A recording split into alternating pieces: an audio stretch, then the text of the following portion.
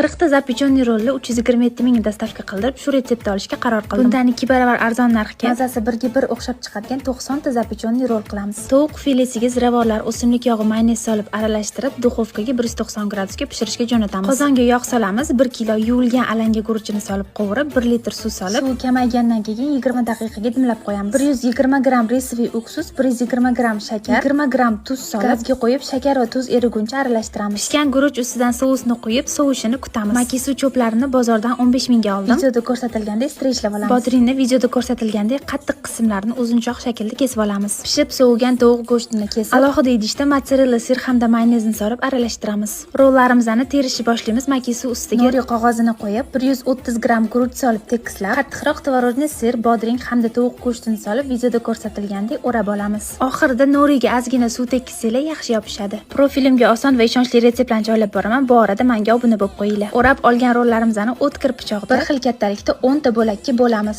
Ustiga tayyorlab olgan mayonezli aralashmani surib, duxovkani tepa qismini eng baland gradusda yoqib, listni eng tepasiga qo'yib pishirib olamiz.